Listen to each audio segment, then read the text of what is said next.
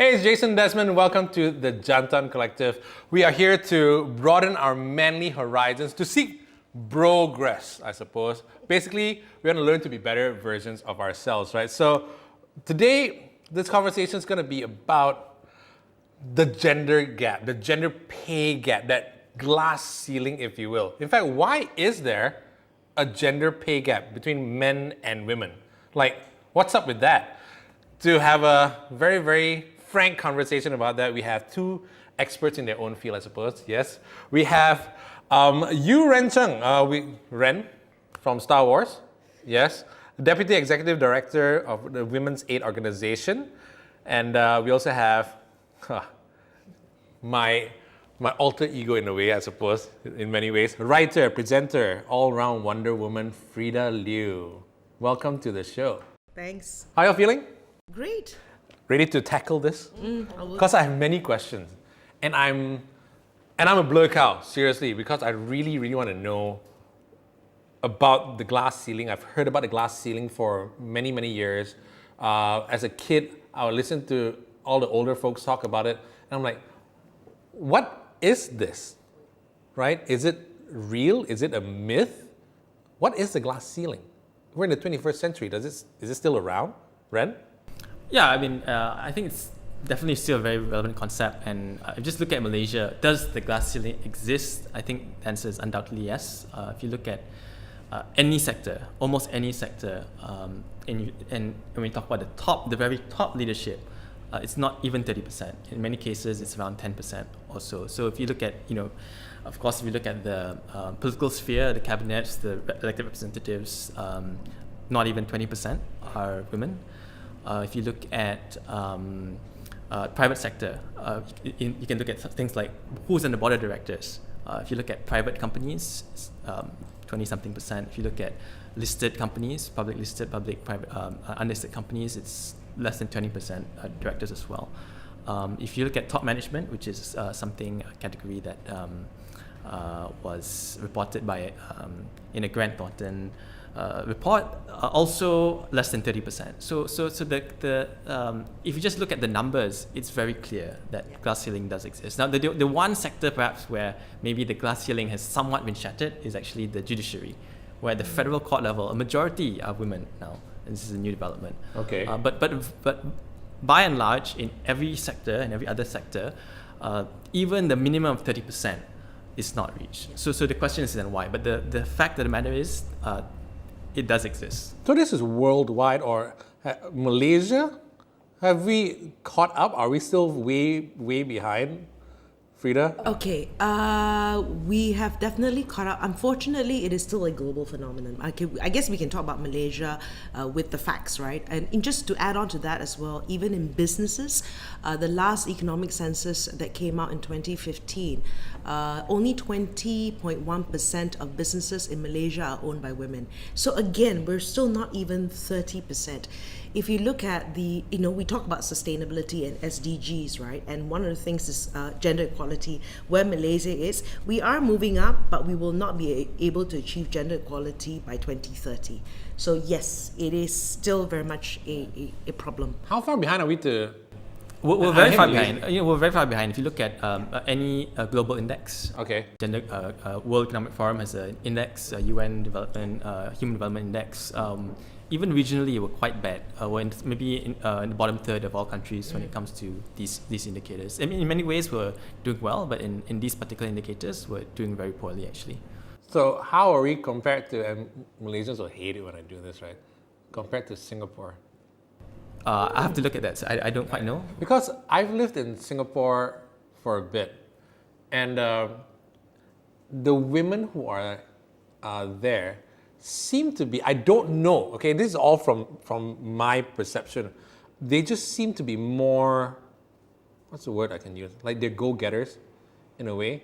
They're in top management, in some cases, they're global directors of this, they're CFOs of that, and whether they actually become CEOs is a whole other thing, but I see a lot of really powerful women of all from different races and different countries in the world, but they all seem to converge in Singapore for some reason. Right. Then Malaysia, it's like Okay, so I don't know about the numbers in Singapore as well, but I would think that we're still not there yet. Countries, where if you look at it from a political point of view, right, the bright sparks, you've got New Zealand, right? Yeah. In Scandinavia, all of Scandinavia, other than Sweden, are run by women, right? And then even with the cabinet in Finland, I believe that most of them are women, right? So what we're trying to say here when we talk about gender equality is, we're not trying to, we're just so far from 50-50, right? Forget about diversity where you talk about, age and all the other factors, right? And race and all that. Just gender alone, we're just still far from it. So, instead of talking about the highest levels, all right, let's go down even lower, like someone who goes into a work for the first time. Boy, girl, fresh grad goes into the job market. There's already a certain kind of a ceiling there already where males get paid more, generally. Why is that? This is an interesting concept. I mean, people talk about glass ceiling, and then there's another concept of like sticky floor, as they call it. So it's kind of looking at things from the other side. Two things we can highlight, I think. So first, is just looking at labor force participation. Are you even in the labor force? Women in Malaysia, it's about 55% labor force participation compared to 80% for men. And this is really low compared to any other country. In fact, ASEAN were one at the bottom in terms of this. So even getting your sort of into the labor market is already a huge disparity there. And of course, the biggest reason cited is household and family responsibilities. So women are expected to do all those things. And then because of that, they're not even in the workforce. So if you look at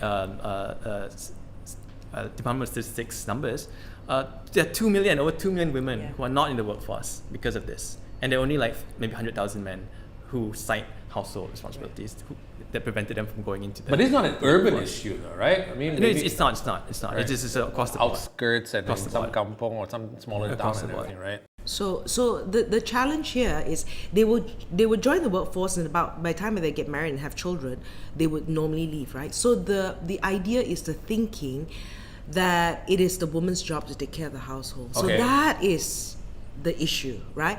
So I've always had conversations with people, both genders, and say, other than breastfeeding,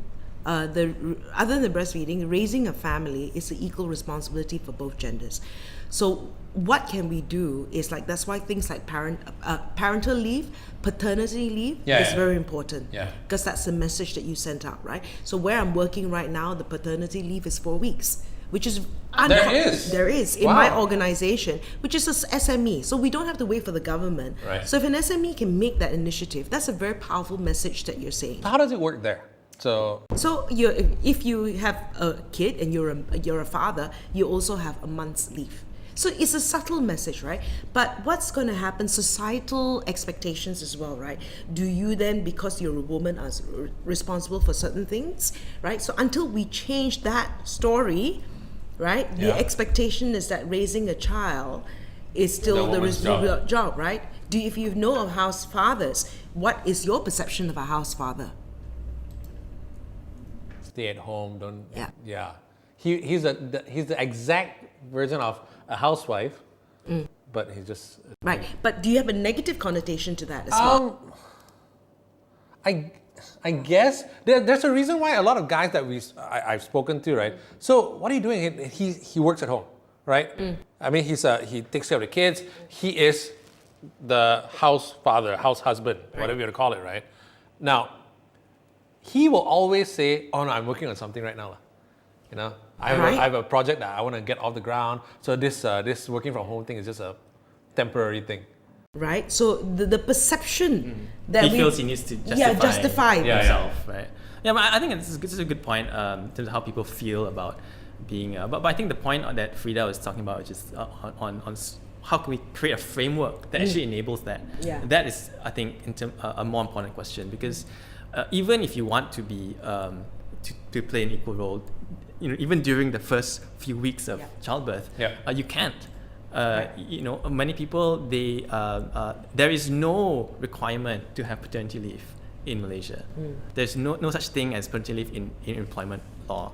Yeah. So imagine if you're your father and your wife has just given birth, it's not a given that you even can be there during. I know one case where the company said, there's no paternity leave, but you can apply for leave.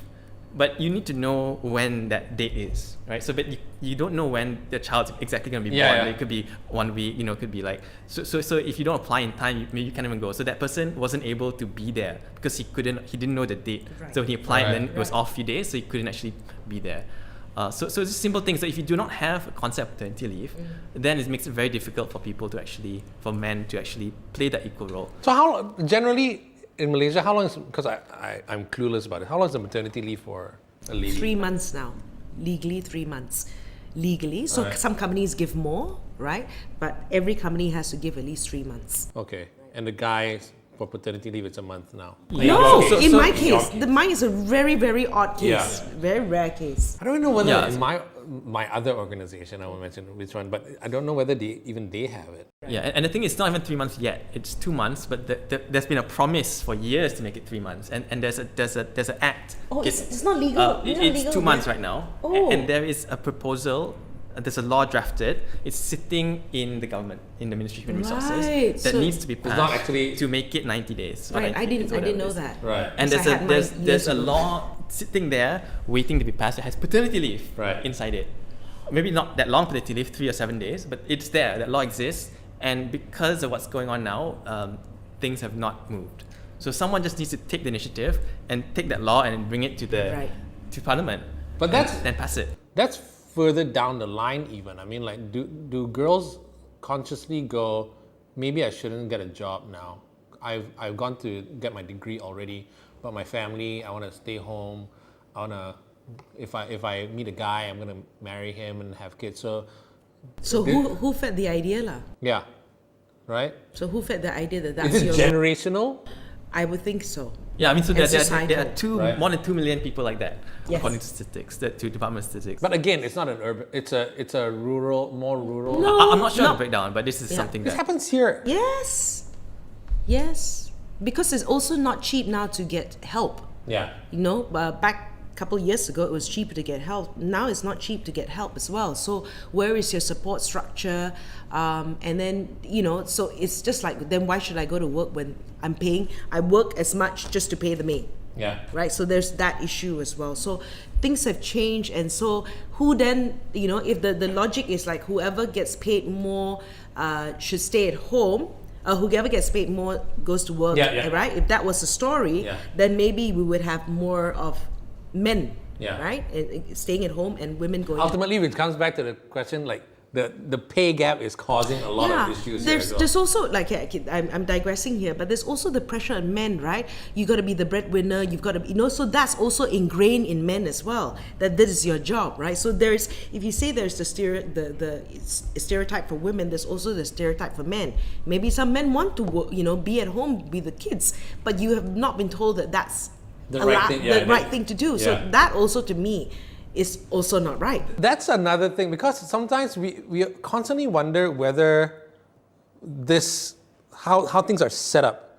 Like, men should do not hard labor, but more labor intensive work, and girls are more conscientious. They do a lot of great detail work and everything. So we already have a predetermined idea of what we will be doing. Like, it's back down to the Barbies and G.I. Joe toys all over again. It's biological, it's sociological. Women shouldn't be doing jobs on an oil rig, because engineering jobs like that are dangerous. They should just stick to pharmacy and probably be vets and everything. Right, so it's whether you listen, this will probably come advice from parents, right? So Yeah. whether you go against the grind and say, no, I'm going to do this anyway, then things will change, so that's also the issue. Has it changed over the generations, at least slightly?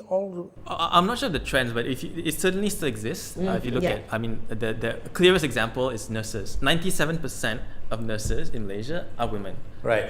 So there's that 3% who are men, but 97% are women. So that's the prime example of exactly what you're saying. And I think at one level, yes, it's about our upbringing, and it's about the dreams that we have as children, and but partially it's also about the environment that we create. Right. You mentioned oil rig. Is an oil rig somewhere that you feel it's conducive for women, right? So maybe there's a reason why.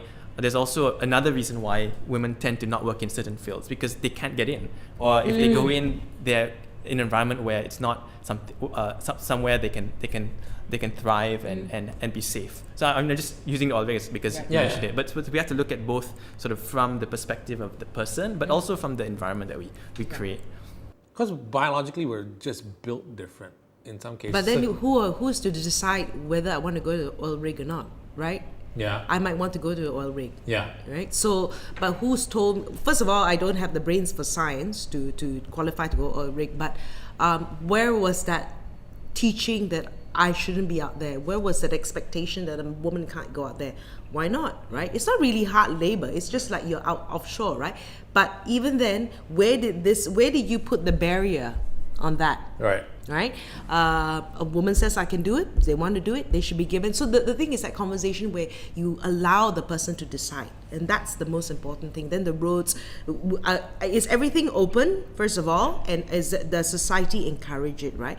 So I just want to talk a little bit about growing up, right? For me, how being the youngest in my family, right, was very fortunate because my siblings, my 3 older siblings, were a little bit older. The last one being 4 years older. So by the time they got to the 4th, boys, girls, 2 boys and 1 sister, right, and then there's me, right. By the time they got to the 4th child, they were so tired of parenting. you do whatever you want. Yeah. So I was very fortunate in the sense that I had never had this. A boy should do this. A girl should do this.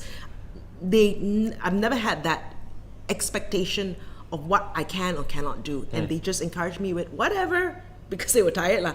But and that was, and I want to give that environment to my son, right? Whatever that you want to do, there is no right or wrong, right? We're all geared differently, and that is important, right? So because I've had that privilege, right? When you talk about a glass ceiling and things like that, what I only hear about when I entered the workforce. But as a child, growing up, going to university, I've never felt I couldn't do anything. Okay. Right? I didn't feel that there were any barriers to my growth. But that's more because you were the youngest child and then you were tired. Yeah, tired, right? So, but what I'm saying is, thank God for that, right? Yeah. Because I had so if you can, understand that each person is different, and that not some jobs are for men or for women, is your personal interest, right? Yeah. So, do we have then also our own unconscious bias? Yes. Right? Right. Like when you're, one of the other unconscious biases, and possibly it's also slightly conscious, is the fact that when an employer wants to hire someone, back to Ren's point just now about maternity leave being 3 months and for men it's just 1 month, does that make it an issue for employers to go, I won't have this person. There is no paternity leave. Yeah, exactly. It's not in your case, right? But that 3 months or 2 months right now, I will be without this particular person. Really, really good at what she does, right? And that makes it worse. Because let's say this girl comes in, spot on, can get everything done, get off the ground running, comes in after graduation, joins the company, and then changes everything. And then she's great, 2 years in, boom, she gets pregnant, she won't be around for 2 months. Then everything... Oh, that statement just made me so angry. But go on. No, but does that make people wonder, like, oh man, maybe I shouldn't hire a girl? Because I'll be without it does girl. happen. We know it does happen. The question is whether it should happen. Like, Yeah. that's the point. Yeah. It does happen, but the thing is, excuse me, unfortunately, it's only the woman who can bear children, right? I completely agree. And so I have like my where I'm working at the moment. We had one colleague who joined and then got the job, and then after that said, oh, by the way, I am pregnant, and my boss said, so. What's that got to do anything, right? So that's just the life cycle. Only the woman can get pregnant. You're good at what you do. You'll come back and you'll do the work. What does it matter, right? You learn. Everybody learns to adjust. Everybody learns to do that. Because I'm very fortunate. I've worked for the MNC before this as well, right? And they were very pro, working from home. They were very pro about, so that you've got your maternity leave and all that. So all these things were not. But I also chose to work with these companies, right? Who are very progressive in their thinking, and that's important as well. I mean, from a company's point of view, it's about talent acquisition, it's about talent retention. And I mean, as Freda was just saying, they were able to benefit from Freda's talent because they had these policies. Yeah. Right. So if they did not, then talented people like Freda and others would not go to those kind of companies. Yeah. I think the larger point is that, childbirth is a social function. Yeah. It's a public function. Yeah. And from a public point of view, if we don't have that, then society will not be able to Falls apart. Right. continue. Yeah. So we need to look at it that way and think, how can we create a system, create frameworks where we enable this to happen, and we enable this to happen so that men also need to play a more equal role in that whole function. So things like paternity leave, things like parental leave, that's why those things are so important. This glass ceiling thing is not just in a corporate setting. It happens even in sports, and I think in many ways it affects how our Malaysian women do in sports as well internationally, because there's always this thought at the back of their mind, I don't know whether I can commit and whatnot. But when you look internationally, it's also slightly worrying, because for the longest time in tennis, let's just use tennis as an example, because Serena Williams is bar none probably one of the greatest tennis players of all time. When I say probably one of the best, because there's an argument between the amount of time that they're on court for. Okay, they're playing less games in a match, and their tournaments are shorter, and then there are less people watching it. But then Roger Federer plays best of five matches. Right. Who's greater? Who's better? But they kind of got the wage thing kind of down pat, that women will get the same amount of prize money as well, right? When you think of that, in sports, is there still a glass ceiling, you think? Tennis is just one of the examples where there's not, probably. Well, I mean, absolutely there is. I think you mentioned Malaysia and international. I think there are two issues. So one is just participation in general. Do girls actually are they able to participate in sports equally to boys? Yeah. I think the answer is no, for various reasons you can think of. Yeah. In terms of glass ceiling, I mean, almost any sport imaginable. You can look at the Soccer. The wages between and prize monies of men and women, and it's different. It's not equal. So absolutely, it's still exists. So the issue there is, a lot of people say there's less people watching these sports. Like the US women's soccer team, probably one of the greatest teams in the world when it comes to women's soccer, right? And yet they were demanding for equal pay. They didn't get it. I think the captain said it very clearly when she said, hey, we're just as good as the men, if not better. Right. Why don't we get more? But then in many cases, it's a business thing, right? Less Yes. people are watching it. They were saying the sponsorship and all that, Right. right? So okay, there's also what you can do to market these women a little bit more, because the men are marketed more, right, than women. So there's you can just say sponsorship is not. It's not going to happen overnight, right? But you got to put more effort to market these people and to put it on a higher pedestal, and then the money will come, right? So it's really, when you talk about football, wow, the disparity there, right? And she was saying about girls in sports, right?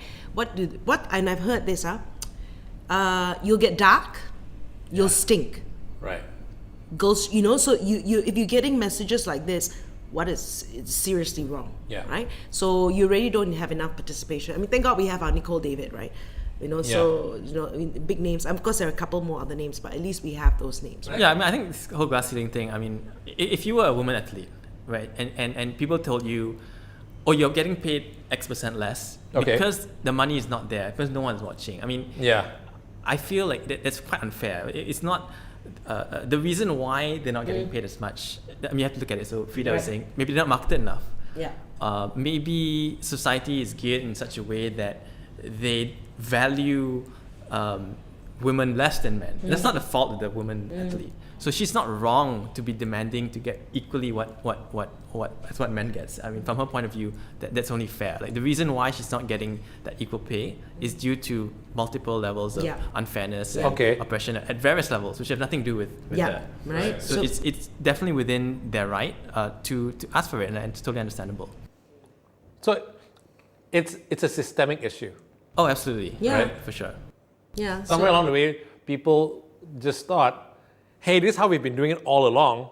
Let's just stick to it, right? Because the guys they can bring in a crowd. The girls, they're just pretty. Yes, they can bring in a crowd, but it's all about looks, right? There needs to be systemic change, but that's inherently nearly impossible to do, isn't well, it? you've raised an example of tennis where you said, I'm not sure of the statistics, but it seems to be, from what you're saying, is a bit more equal than other sports. So why is it that in tennis it may be a bit better compared to, say, football or soccer or some other sport? So we should learn and see what did they do. So it is possible. Right? They would have probably marketed the women just as well, women in sports. So then we learn from who's doing it right, what can we do to change it, right? So rather than saying, oh, but the money is not, there must be a reason why. So people are watching women play tennis as much as they're watching the men play tennis. Okay. Right? Yeah. So how did they get it right? But I only watch women's tennis only when Serena plays. Right? The rest of them, I don't really know who they are sometimes. And I'm a tennis fan. Okay. Right? So you're right about the marketing bit, because probably deep down inside somewhere, there's a guy who's probably going, you know what, let's not focus too much on this because they're not as good or whatever it is, Serena's going to cream them. Let's just focus on the guys. So that's an issue though. And that's international sports. Back here, where it's much smaller, we can focus so much more. We had Charlene Zulkifli, we had Nicole David, we have so many great names that at some point they go, yeah, I'm not going to go too far. I might as well just quit. And some of them actually get corporate jobs. Right. They just quit. And then you go into like a place and you'll see them representing the company in all these company tournaments, but then they actually got corporate jobs. They had to go into that world because they were famous and whatever, they got the jobs. I'm not saying because they were famous they got the jobs, but that's where they went to. Well, yeah, I mean, we've got a couple of the girls who gave us our gold medal in the Commonwealth Games, like Serena and Carolyn. I know that they've started their own schools as well, gymnastics, right? So you've got a couple of these names as well, right, who've continued their path and they've gone into teaching. So we also have to give them, maybe we have to, there was a lot of emphasis and then they won and all that. Then suddenly everybody was going, everybody wanted to take up gymnastics because of that. So maybe we need more of these stories. You know that I think we are world champions for women dodgeball in Malaysia. Yeah, I heard that. Right? Yeah. So, but we don't watch it. yeah. We don't know about well, it. one of them works in my company. Right. But where is the face? Where is we're world champions, top 3 anyway. I didn't know that. Top 3. Right. That's amazing. But let's talk about, and I'm trying to be very, very careful with this. At what point does the idea of feminism, where I'm going to fight for women's rights, it goes too far into just the fight, and there's no logic behind it sometimes. Can you give an example? Okay, so I think it as long as we see these inequalities, then that makes sense. As long as we see a certain class of people, for no effort on their own, doing better off than the other class. So as long as that exists, we need to fight. Yeah, we need to. Okay. I still want to go back to your point, though, when you say when is too much. Give an example when you think it's too much. When... I think I know what you're trying to say. I'm so going to get smashed with this. Simple things like opening a door. Okay. Or standing up and giving a woman the seat. Well, there's just being polite and right? Yeah. Exactly, right? But sometimes we get slammed for this and what, you think I can open the door myself? Right? Or... Well, I can see why some women may not appreciate it. If you think about the reasons as to why that practice became prominent, then you may feel, is it because it then upholds this kind of relationship that is stereotypical. So I think there are valid reasons to be annoyed by that kind of practice. But I think by and large, I don't think people are so. It's not. Yeah. Just one example where someone might be a little bit annoyed by it, but a lot of it is also.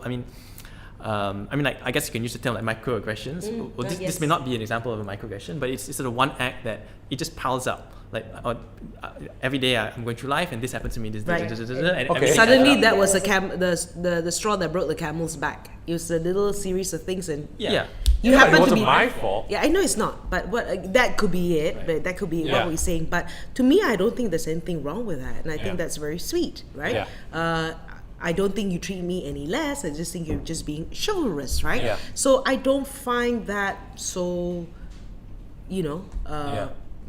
We were having a chat about how just subconsciously sometimes you're not doing it out of spite, but when you're about to hire someone or you're about to promote someone, I don't know, like, cause she might get pregnant or what was it that you said? And so the term is called unconscious bias, right? Right. And it affects all of us, right? I was just sharing the story about how two individuals could be talking about a promotion for this woman, right? And then they were like, you know, so and so, Mary will be really great for this job. Okay. Hey, but she's just given birth, I think she wants to spend time with the kid. So without even asking that person, you're ready, like, for the the best intentions, Right. but misplaced best intentions. So Yeah. this is what happens to unconscious bias, right? When you don't even think about something because you put your own filters on. Yeah. Right? You haven't even asked, hey, do you want this job or not? Right? But because you assume that that's the case. So we all have these unconscious bias with us. I still gotta get back to this physical thing. I'm just trying to get around it because generally, I'm pretty sure we're in the 21st century, especially in an urban setting.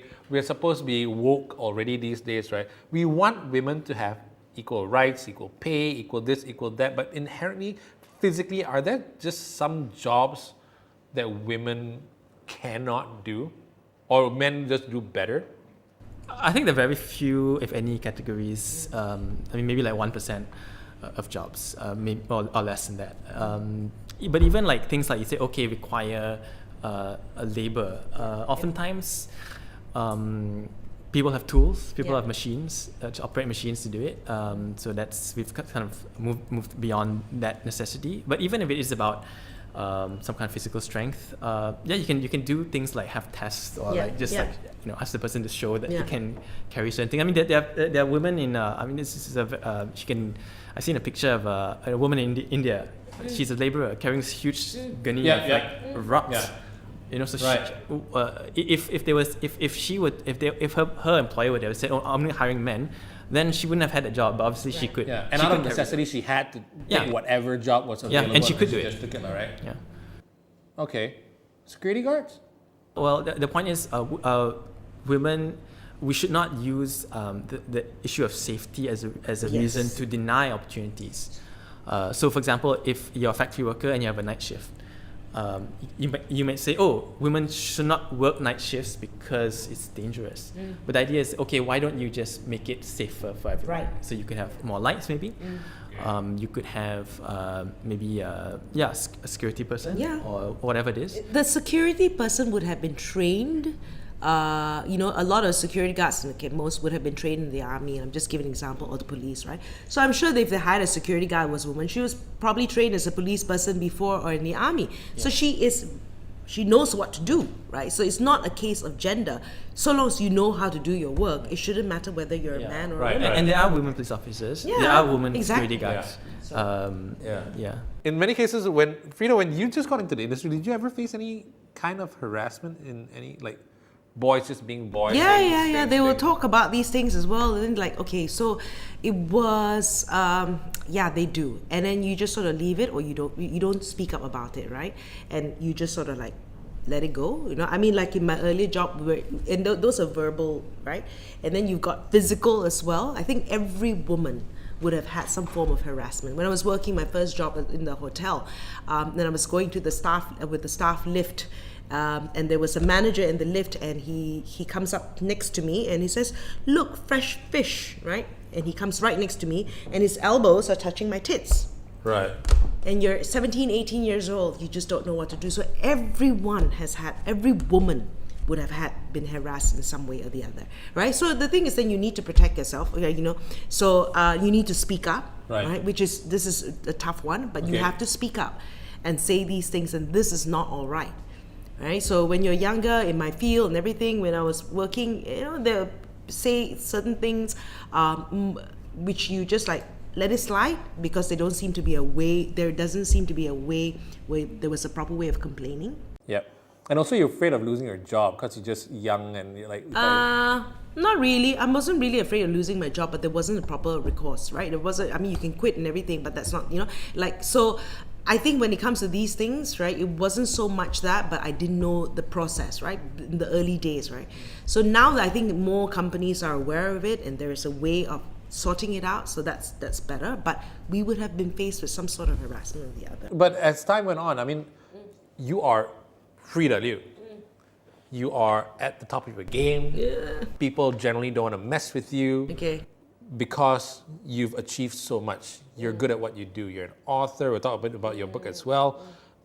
So along the way, it kind of, did the harassment reduce because you could push your way back? So if you're talking, you're talking about sexual harassment for sure, right? I know, but you get all kind of weird people online, right? Because you keyboard warriors, right? They can do all kinds of things, but Right. it doesn't really bother me in that sense. But you get other kinds of, Not within the company though. No, not within the Because they're organization. like, let's not mess with her. So do you kind of need to have this build up an armor over the years? I don't think I have been in a work environment so far that encourages it, right? So I've been fortunate in this is not something that happens so much anymore, right? For my experience, it still happens to a lot of companies, right? But maybe I remember when I was 17, working in the hotel when I was 17, 18 years old, and my manager I'm working there and full view everybody, he touches my ass, right? Okay. And I'm 17, 18 years old, and I said, what do you want?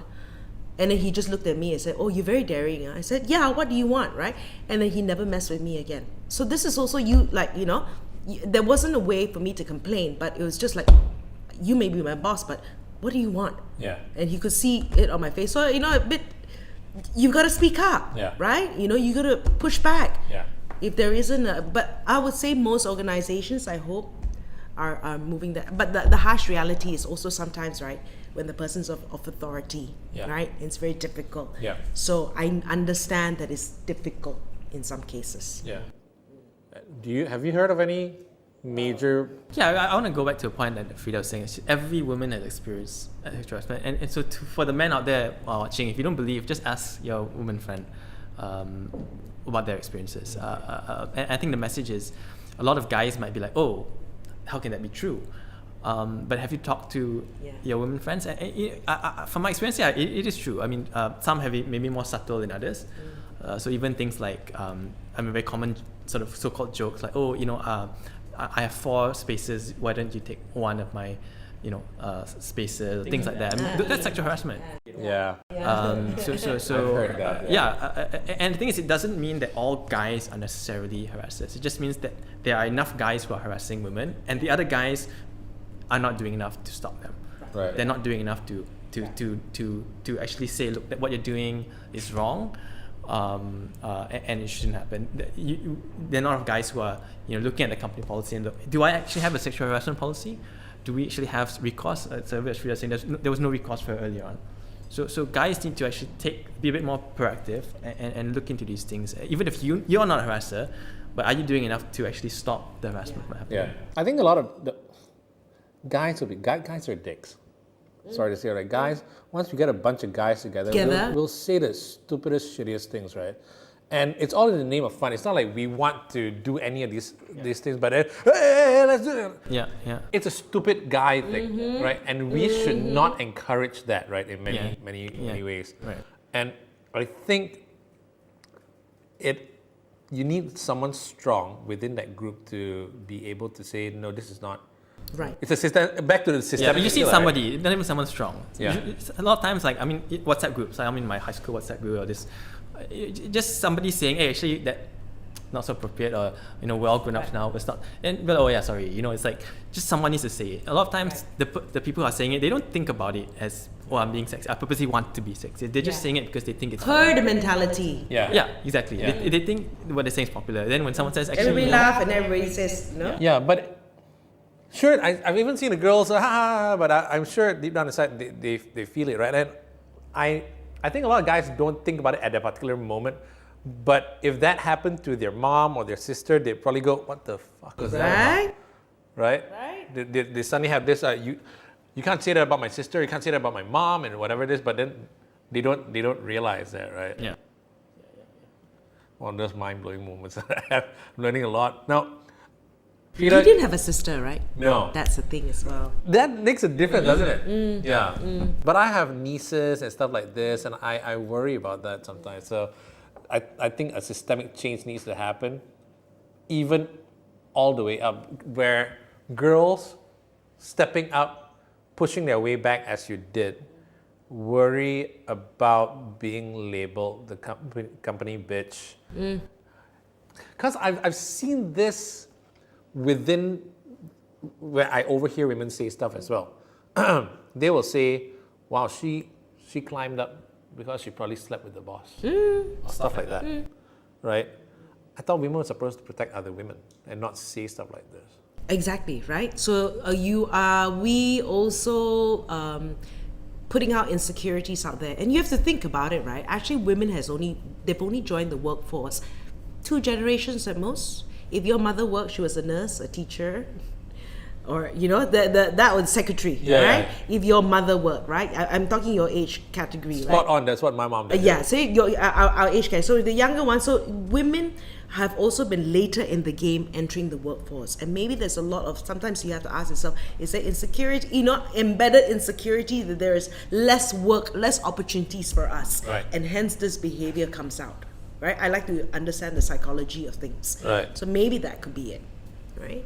But I also overhear other bosses, female bosses, go, we'd rather not promote her because you know how girls are. Yeah. Emotional, and we don't know how she can handle Really? stuff. Okay. Yeah. Have you? I think the point is valid in that unconscious or conscious biases occur in everyone. But I think the idea is two. So one is that the victim, so-called, of that unconscious bias in this instance is other women, and that's the first point. The second point is to say that generally speaking, if your decision-making body is more diverse, you're getting a more balanced perspective.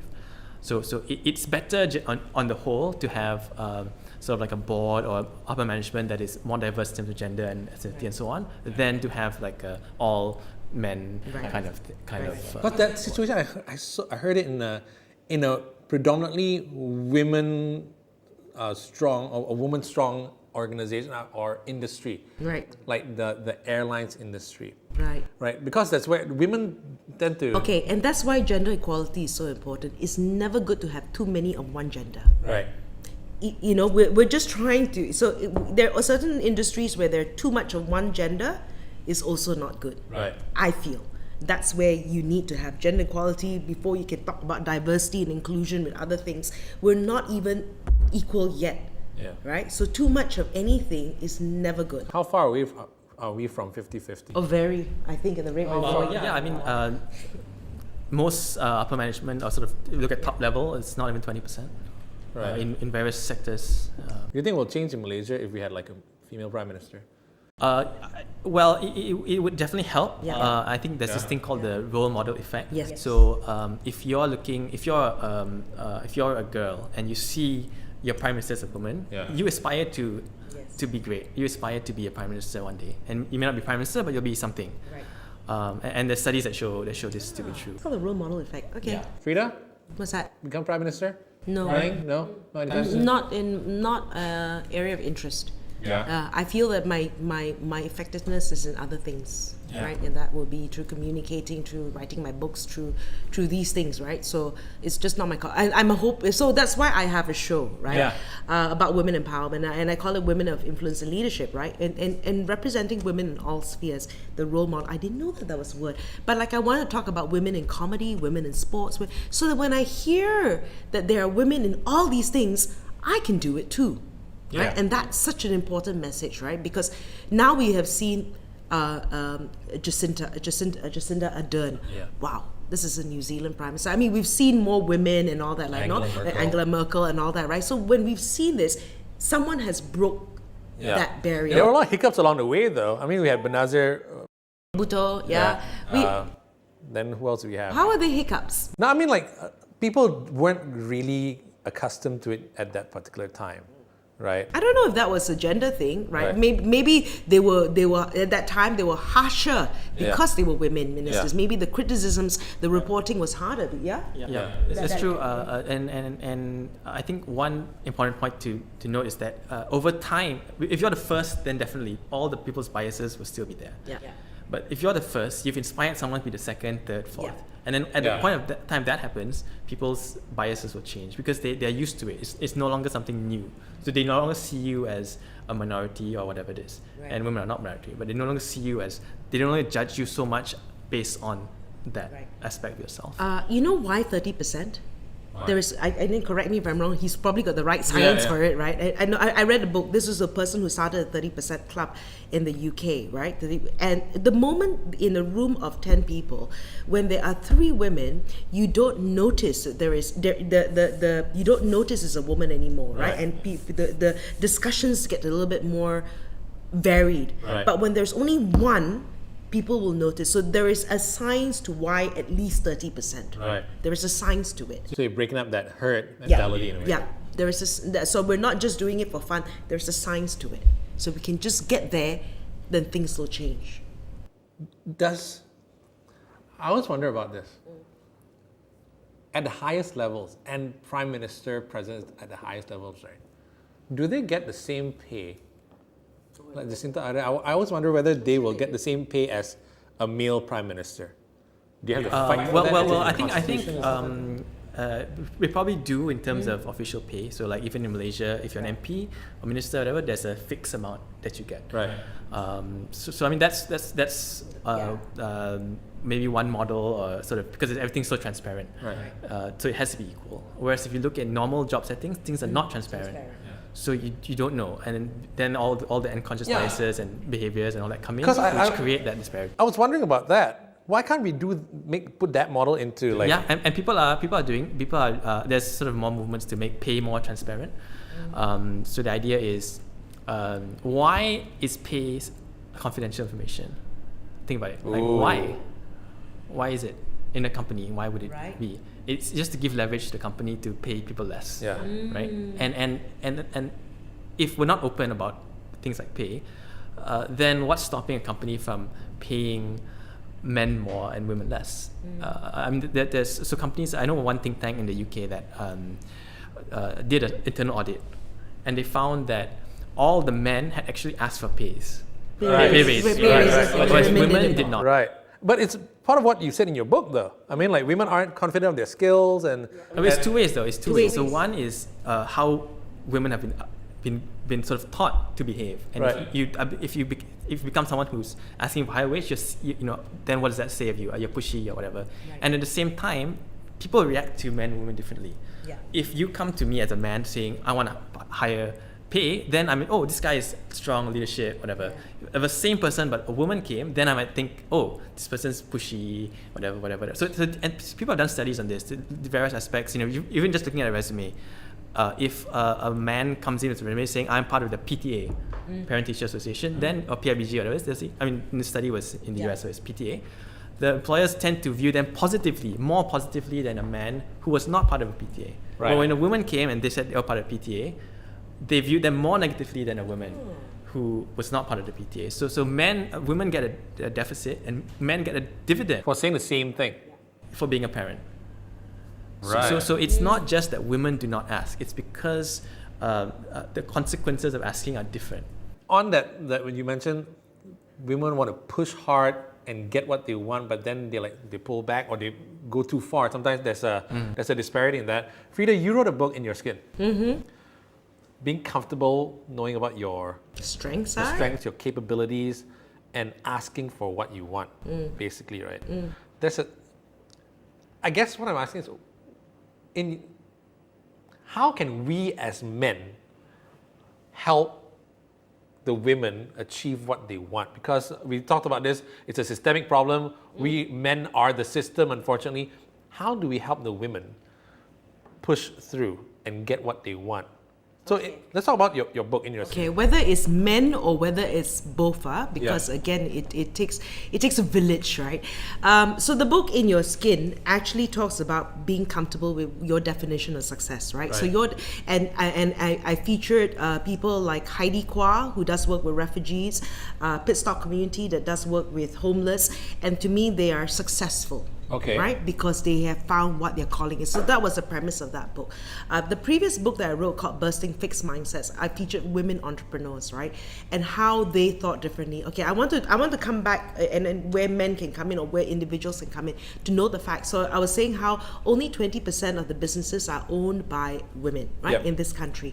And when I did just very poll, the National Association of Women Entrepreneurs Malaysia, back when we had to pay GST, from their members, only 10% contributed to GST, which means revenues of 500,000 above. That means 90% of the business are not even earning those kind of revenues. So when I talked to those, so when I wrote that book, Bursting Fixed Mindsets, I spoke to women who I knew had revenues in excess of 1 million, and I wanted to know what was different in their thinking, right?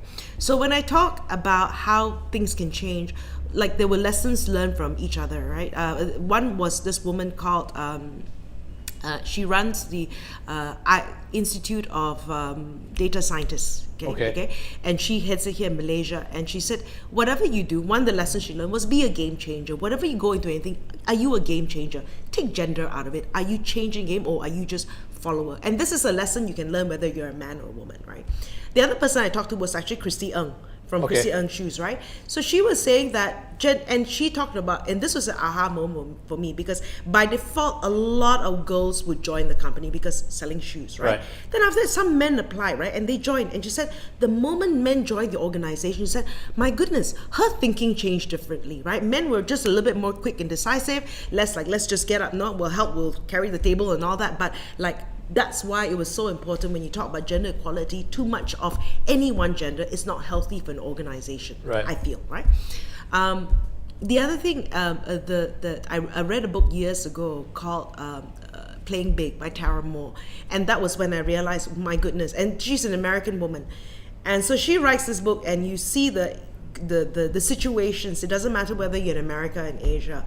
One of the things she talked about was the good girl syndrome, right? And the good girl syndrome is when we go to school, we're very good at school, we do our work, the teacher, you submit it to your teacher, and your teacher comes back A+, Freda, and so you're getting recognition for this, right? When you go to a work situation, you may not get that A+, Freda, right? So you just like, how come no one acknowledged me? No one, and then so, and this is something maybe genetic. I'm not genetic, but like I don't know the whole systemic issue would have risen. You don't speak up about it. So one of the things is that if you've done a good job, if no one's gonna say you've done a good job, you better say you've done a good job. Okay. Right? Because no one's gonna notice it. Because this is not school, right? You're not gonna get a report card that says A+ or effort. You've got to speak up. So this was just like, wow, that was a moment for me. Yeah. Agree. So that.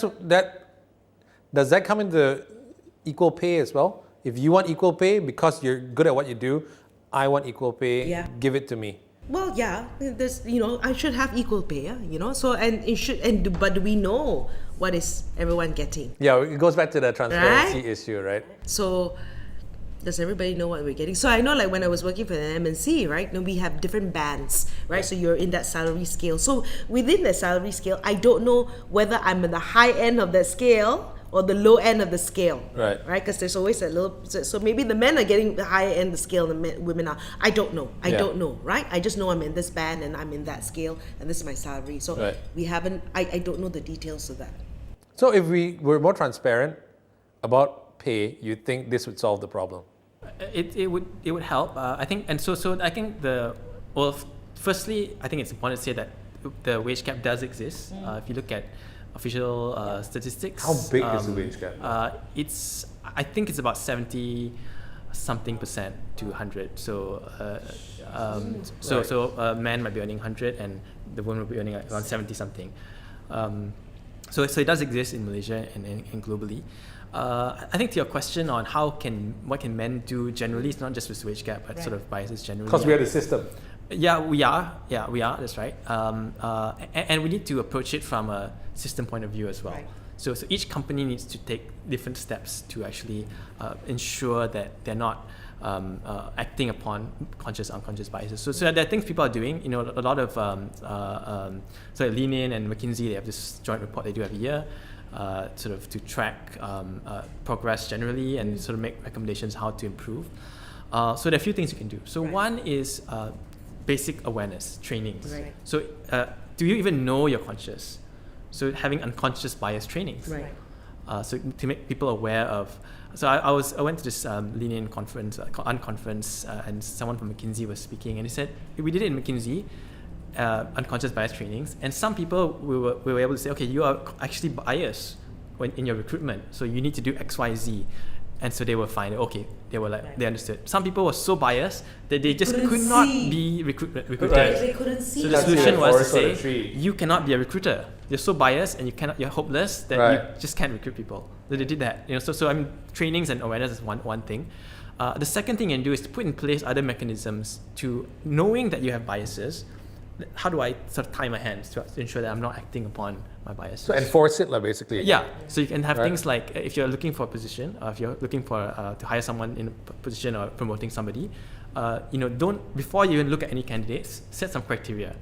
I'm looking for someone who has this experience, this skill, so that you can, when you start judging people, you can consciously match their skills and experiences to the criteria. So some people, like, you can't see the gender, age. So you're just looking based on almost like The Voice, but The Voice you can still. Hey, it's actually a man, but it's a dude, right? It's a dude, you never know, right? But in Europe they do that. Like you're not allowed to put by law. Right. You don't put your race, number one. You don't put your race and you don't put your gender. Right, but that doesn't happen here. Here, it's common practice. You put picture, you put your gender, your age, IC number, your marital status. You put so much detail that race, religion, it's totally unnecessary. That it's just ripe for discrimination. So it's the opposite. In fact, too much information. And the last thing I want to say is that companies need to set targets and monitor those targets to say, okay, if my company is 80% one gender, 80% men or whatever it is, and of all this particular ethnicity, then maybe that's an indicator that you're not looking, or you're not looking for diversity, or you're unintentionally leaving certain segments of society out. So if you look at, if your company, look at your top management. How many percent is actually women on the board? Can I share a story? Yeah. This is you must get hold. I mean, just go to this website called Catalyst.org. They've been doing research for years on equality in the workplace and all that, right? So very interesting. So I've interviewed these people as well. So one of the things that she talked about was called sponsorship, and that was like a new thing to me, right? So sponsorship versus mentors. Women are very good at getting mentors, right? So we got mentor for this, for that. Right? But we don't have a sponsorship. What's the difference? Sponsorship is when you actually go up to someone senior in your organization, and says, I would like to move up to this particular set, and you be on the lookout for me.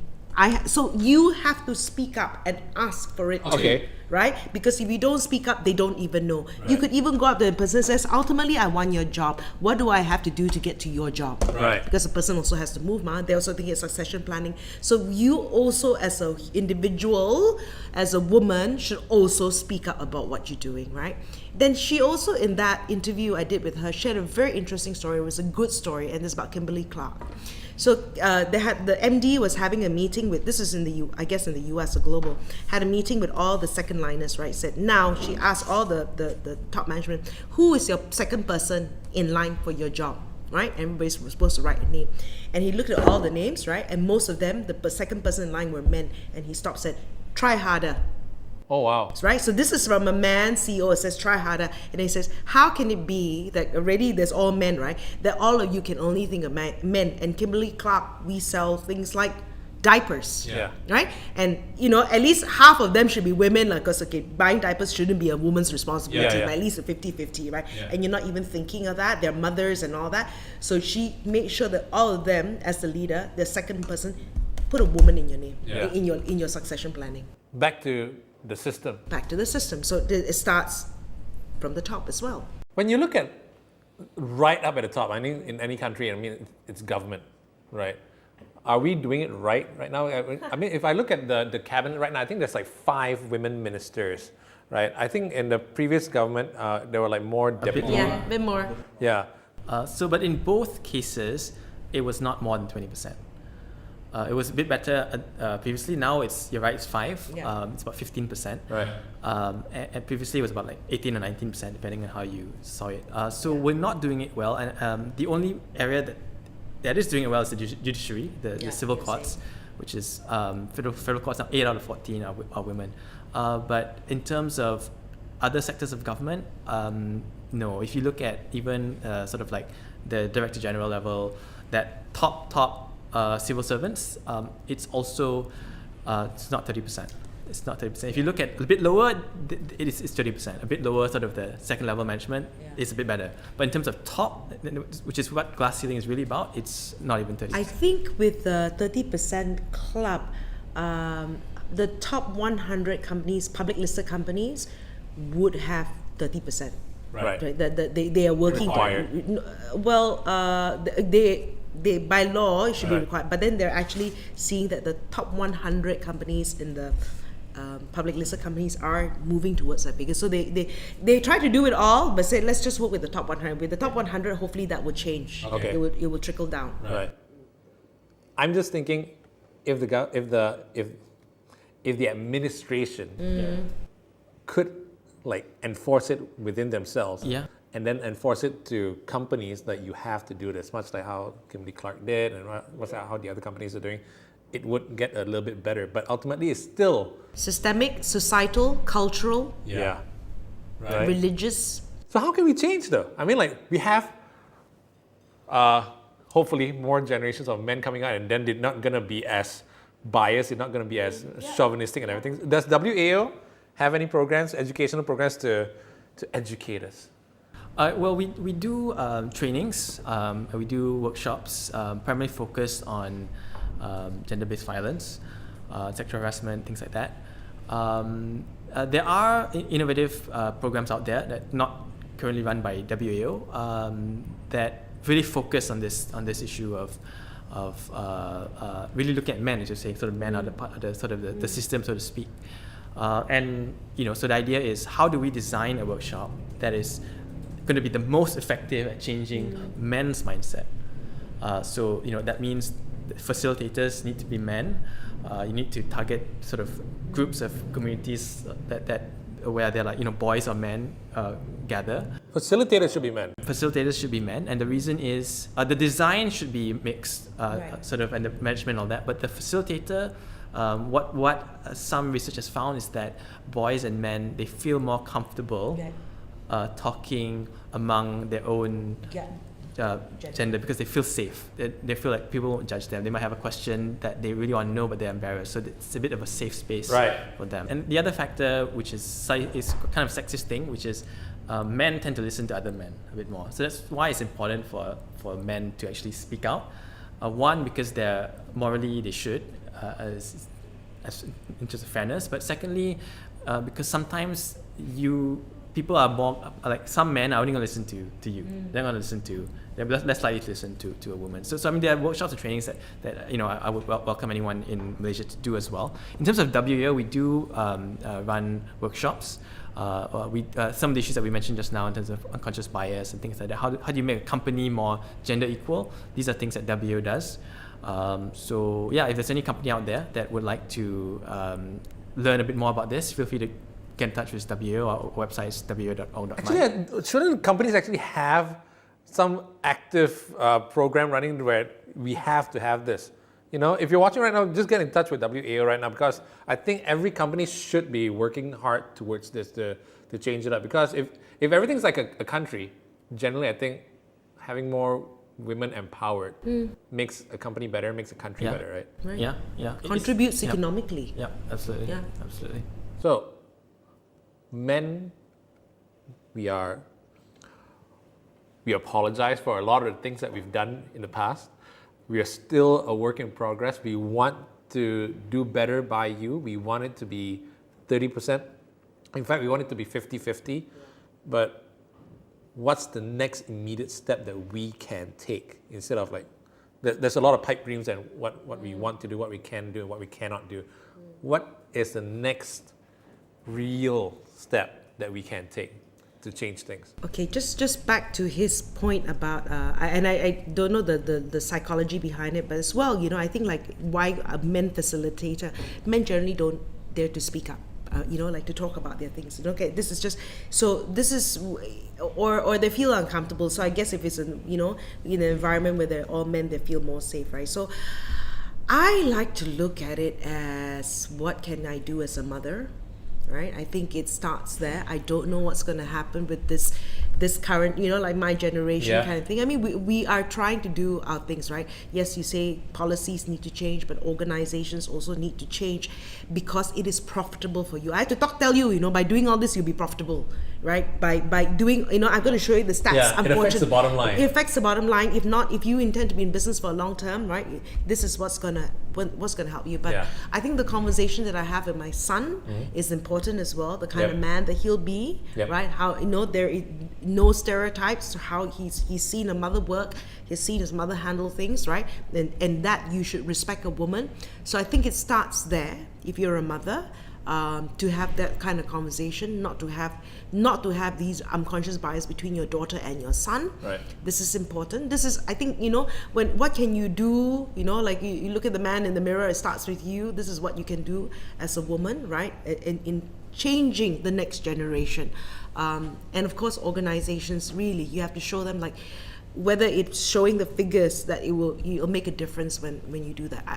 So like it's good. I hope men will listen to it and make that that change. That understanding is different, right? Things like I hope you all just realize that going out there, we're just a little bit more conscious. Our handbag, our everything. We're just that's it.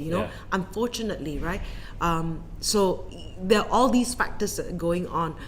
So you can try, and if you don't know, I think it's polite to ask a person why, right? And have an like if you don't understand, ask a woman why politely, and hopefully the woman will explain to you, right?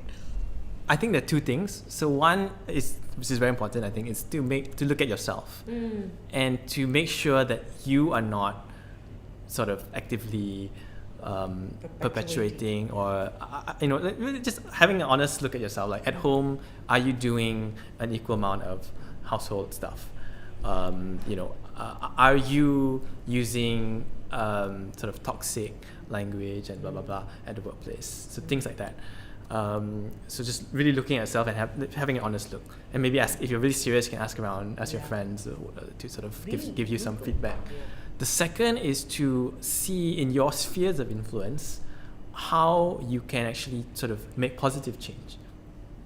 So at home, at the work, and in the public sphere. What can you do? In your company, we talked about it a bit earlier. Does your company have good gender practices? Does it have a sexual harassment policy? Things like that. In the public sphere, if you're someone active in sort of civic space, are you supporting sort of initiatives that would actually contribute to a more equal society? So I mean, simple things like sexual harassment legislation. This is something that's in the pipeline. Things like employment laws that guarantee anti-discrimination and equality. Things like that are in the pipeline. So are you supporting those things or not? It could just be simple thing like you just tweet to your MP or something. Say, I support this. Things like that. So one is not to look at yourself, and second is to try to be a positive force. Something that never really took off. I don't know if it's still going. There was this hashtag he for she, right? Just check out the hashtag. There's this campaign. Right, okay. So it's a he for she. So what are some companies were on board? I think maybe it's a little bit more active in the US, but what were the things that they did? He for she. Right. So you can just check out the hashtag. I guess read through all the things, the initiatives that they were doing in the he for she campaign. I think they probably were really active at one point, but then they've been sidelined recently by a lot of other things, right? But yeah, so physically, we're different, men and women. Celebrate the differences, embrace the differences, but I think ultimately we need to change the system, and choice is very, very important. We shouldn't enforce what we think are our own biases, and hopefully this will change in the next few generations or the next generation. Freda, Ren, thanks so much for joining us. Hopefully we can affect change from this little conversation.